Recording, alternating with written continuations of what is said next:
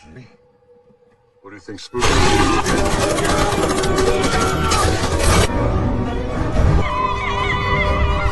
कहानी की शुरुआत एक स्पेस स्टेशन को दिखाते हुए होती है, जहां पर एक कंपनी रैम्पेज प्रोजेक्ट पर काम कर रही थी, जो कि एक चूहे पर किया जा रहा था। लेकिन अचानक से उस एक्सपेरिमेंट में कुछ खराबी हो जाती है और यहाँ पर डीएनए एक्सपेरिमेंट की वजह से एक चूहा साइज में बहुत बड़ा हो जाता है। वो बहुत एग्रेसिव हो जाता है, वो यहाँ पर बहुत तबाही मचाता है और स्पेस शिप के सभी क्रू मेंबर्स को मार देता है। सिर्फ कैली ही लास्ट सर्वाइवर बची होती है और जब वो एक कैप्सूल के अंदर जाने की कोशिश करती है जिससे कि वो अर्थ पर वापस आ सकती है, तो उसकी कंपनी की सीईओ क्लेयर उससे बोलती है कि वो अपने साथ सैंपल से लेकर आए। इसीलिए कैली अपनी जान की बाजी लगाते हुए वो सैंपल लेने के लिए जाती है और जैसे ही वो सैंपल की 3 बोतल लेती है, उसे पता लगता है कि जल्द ही ये स्पेस स्टेशन ब्लास्ट होने वाला है और अब वो चूहा भी उसके पास आने लगा था। कैली जल्दी से कैप्सूल के दरवाजे के पास पहुंचती है। अब वो दरवाजा खुल जाता है, वो जल्दी से दरवाजे के अंदर आकर उसे लॉक कर देती है। वो चूहा आकर दरवाजे के गिलास को तोड़ने की कोशिश करता है, लेकिन कैली जल्दी से कैप्सूल को स्पेस शिप से डिटैच कर देती है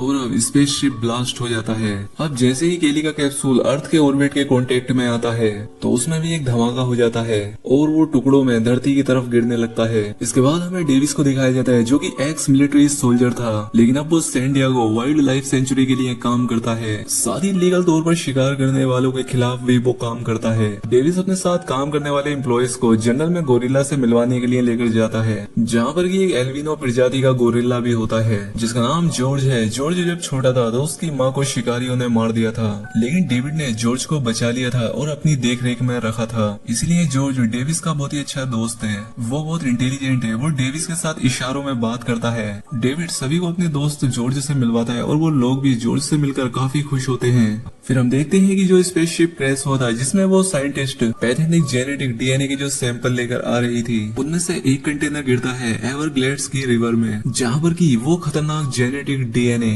एक क्रोकोडाइल के मुंह में चला जाता है और दूसरा गिरता है एक जंगल में, जिससे एक भेड़िया इफेक्ट होता है और तीसरा कंटेनर उस जगह पर गिरता है जहाँ पर जॉर्ज रहा करता था, जिससे जॉर्ज भी उस जेनेटिकल केमिकल के कांटेक्ट में आ जाता है। अगले दिन डेविस को पता लगता है कि जॉर्ज ने एक जंगली भालू को मार दिया है, जो कि जॉर्ज से बहुत ज्यादा शक्तिशाली और बड़ा था। इसके बाद जॉर्ज को दिखाया जाता है, जो कि एक गुफा के अंदर बैठा था, और जब डेविड उसके पास जाता है तो वो जॉर्ज को देखकर हैरान हो जाता है, क्योंकि उसका साइज पहले से काफी बढ़ गया था। डेविड जॉर्ज से इशारों में पूछता है कि उसने ऐसा क्यों किया। जॉर्ज कहता है क्योंकि मैं बहुत ज्यादा डर गया था। इसके बाद जॉर्ज का फिर से मूड बदलने लगता है, वो गुस्सा होने लगता है और अब वो डेविस की बातों को भी ठीक से नहीं मान रहा था, जिस वजह से उसे एक अलग जगह पर बंद कर दिया जाता है। वहीं एनर्जीन कंपनी की सीईओ क्लेयर को दिखाया जाता है, जिसकी कंपनी ने पैथाजोन डीएनए केमिकल बनाया है। वो अपनी टीम को बताती है कि कैली जो पैथाजोन डीएनए के 3 सैंपल ला रही थी, उन्हें किसी भी हालत में बर्बाद नहीं किया जा सकता, इसीलिए हमें हर हाल में उन्हें हासिल करना होगा।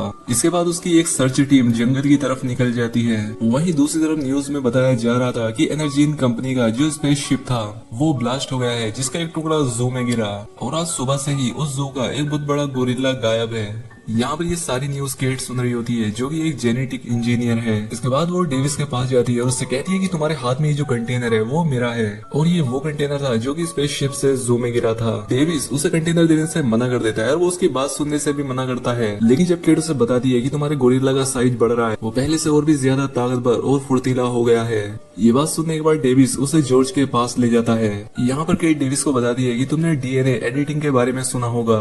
हमने एक ब्लू व्हेल, राइनोसोर और चीते का डीएनए को मिक्स किया, जिससे एक अलग डीएनए बनाया, और उसी डीएनए की वजह से आज तुम्हारे गोरिल्ला की ये हालत है। लेकिन मैं उसे ठीक भी कर सकती हूँ। लेकिन तभी जॉर्ज वो पिंजरा तोड़कर बाहर आ जाता है। हालांकि डेविड उसे रोकने की भी कोशिश करता है, लेकिन अब वो डेविड की भी बात नहीं सुनता और खुली सड़क पर पहुंच जाता है, जहाँ पर की पुलिस भी पहुंच चुकी थी।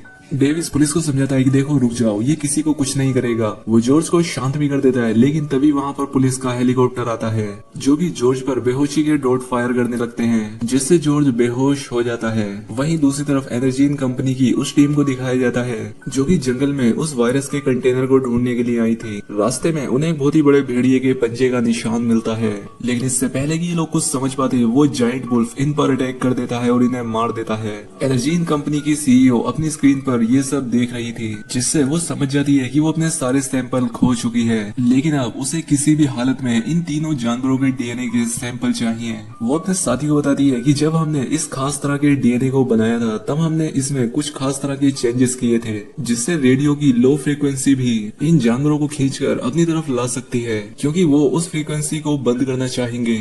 और अब इसीलिए हमें उन जानवरों को अपने पास बुलाने के लिए रेडियो की लो फ्रीक्वेंसी को शुरू करना है।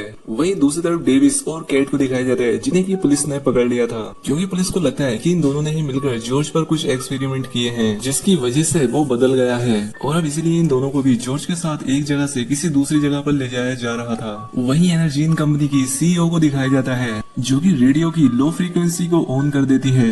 तो वो जायंट भेड़िया जो कि उस फ्रीक्वेंसी से बहुत दूर होता है, वो तेजी से उसकी तरफ जाने लगता है। और साथ ही नदी से एक जायंट क्रोकोडाइल भी उधर जाने लगता है। और दूसरी तरफ जॉर्ज जो कि बेहोश है, रेडियो फ्रीक्वेंसी ऑन होने के बाद वो भी होश में आ जाता है और प्लेन के अंदर चारों तरफ तबाही मचा देता है। जॉर्ज को रोकने के लिए उस पर गोलियां चलाई जाती हैं, जो कि एक्सप्लोसिव में जाकर लग जाती हैं, जिस वजह से प्लेन क्रैश होने लगता है। सबसे पहले डेविस केट को पैरासूट के साथ बाहर निकालता है और इसके बाद वो एजेंट रसेल की जान बचाता है और उन्हें लेकर बाहर कूद जाता है। जिसके बाद प्लेन में एक बहुत ही बड़ा ब्लास्ट होता है। डेविस को लगता है कि जॉर्ज मारा गया, लेकिन जब वो नीचे आते हैं तो पाते हैं कि जॉर्ज की डेड बॉडी कहीं पर भी नहीं है। वो समझ जाते हैं कि जॉर्ज यहाँ से भाग गया है और अभी भी जिंदा है। यहाँ पर केट डेविस को अपनी कहानी बताती है। वो कहती है कि कॉलेज पूरा करने के बाद मैं क्रिस्पर पर काम कर रही थी, और क्रिस्पर एक ऐसी टेक्नोलॉजी होती है जिससे किसी भी डीएनए को एडिट किया जा सकता है, यानी कि जीन्स के अंदर बदलाव करके उसे किसी भी तरह से बदला जा सकता है। केट बताती है कि मैं क्रिस्पर का यूज उन जानवरों के लिए करना चाहती थी जो कि खत्म हो चुके हैं, और उसी दौरान मेरा भाई बीमार हो गया और मैं जानती थी कि मैं अपने भाई को क्रिस्पर से बचा सकती हूँ। और इसके बाद मैं क्लेयर से मिली, जिसने मुझे अपनी कंपनी एनर्जीन में लीड रिसर्चर बना दिया। और मैं जब भी अपने भाई को बचाने के लिए कुछ बनाती तो एनर्जीन उस चीज का इस्तेमाल खतरनाक डीएनए बनाने के लिए करती थी, जिसके बारे में मुझे कुछ भी पता नहीं था। और जब मुझे पता लगा तो मैं सब कुछ बर्बाद करना चाहती थी, लेकिन सिक्योरिटी ने मुझे देख लिया और मुझे जेल भेज दिया। मेरे जेल जाने के 1 महीने बाद मेरे भाई की डेथ हो गई। मैं जेल में थी, मैं उसे देख भी नहीं पाई, और मैं नहीं चाहती कि क्लेयर किसी और को भी नुकसान पहुंचाए। इसलिए मैं दुनिया के सामने क्लेयर का असली सच लाना चाहती हूँ। अब यहाँ पर मिलिट्री के कुछ प्लेन्स पहुंच जाते हैं। दरअसल इनके साथ जो एजेंट था उसने इन प्लेन्स को बुलाया था, और जब ये लोग प्लेन के अंदर जाते हैं तो देखते हैं कि जॉर्ज और वो खतरनाक भेड़िया शिकागो शहर की तरफ जा रहे हैं। ये देखकर ये लोग हैरान होते हैं कि ये दोनों एक ही दिशा में क्यों जा रहे हैं। जिस पर केट बताती है कि जब मैं एनर्जीन कंपनी में काम कर रही थी तब हम चमगादड़ के डीएनए पर काम कर रहे थे, और लगता है क्लेयर को उसमें कामयाबी मिल गई है, जिसमें वो किसी खास तरह की फ्रीक्वेंसी इन जानवरों की तरफ भेज रही है, और ये जानवर उसे रोकने जा रहे हैं। डेविड एजेंट रसल से कहता है कि हमें एक मौका दीजिए जिससे हम एनर्जीन कंपनी से एंटीडोट लाकर इन जानवरों को ठीक कर सके। और दरअसल एनर्जीन कंपनी की सीईओ क्लेयर का भी यही प्लान होता है कि जब ये जानवर वहाँ पर पहुँचे तो वो एंटीडोट से इन्हें शांत करके इनका डीएनए हासिल कर लेगी। लेकिन कर्नल उनकी बात नहीं मानता और अपने सोल्जर से कहता है कि इन्हें इंटेरोगेशन रूम में ले जाओ। लेकिन डेविस उन सोल्जर से लड़कर वहाँ से एक चौपर चुराकर भागने में कामयाब हो जाता है, और इस काम में एजेंट रसल भी इनका साथ देता है। ये दोनों शिकागो शहर पहुंचकर देखते हैं कि जॉर्ज और वो वुल्फ टावर की तरफ भागकर जा रहे हैं, और इनके रास्ते में आने वाली हर चीज को भी तबाह कर रहे हैं। और इसके बाद यहाँ पर वो जायंट क्रोकोडाइल भी पहुंच जाता है, जो कि साइज में इन दोनों से भी बड़ा था। और अब शहर के हालात और भी बदतर हो जाते हैं। दूसरी तरफ डेविस और कैट एनर्जीन कंपनी के अंदर चले जाते हैं। अब क्योंकि कैट यहाँ पर पहले भी काम कर चुकी थी, इसलिए जल्द ही उसे एंटीडोट मिल जाती है। लेकिन तभी यहाँ पर क्लेयर भी अपने भाई के साथ आ जाती है। वो इन्हें गन पॉइंट पर लेकर इनसे वो एंटीडोट वापस ले लेती है। वो इन्हें बताती है कि एंटीडोट से इन जानवरों को शांत किया जा सकता है, ना कि इन्हें पहले की तरह नॉर्मल। जिसके बाद क्लेयर डेविस को गोली मार देती है और अपने भाई और केट के साथ यहाँ से निकलना चाहती है। वो केट को नहीं छोड़ती, क्योंकि केट उसके लिए जरूरी है आगे की रिसर्च करने के लिए। वहीं वो तीनों जानवर अब इस बिल्डिंग के ऊपर चढ़ रहे होते हैं, और इससे पहले कि क्लेयर इन्हें हेलीकॉप्टर से लेकर यहाँ से निकल पाती, यहाँ पर जॉर्ज पहुंच जाता है, जो कि इनके हेलीकॉप्टर को तबाह कर देता है। डेविस अभी भी जिंदा होता है और वो केट से आकर कहता है कि हमें एंटीडोट दोबारा हासिल करनी होगी,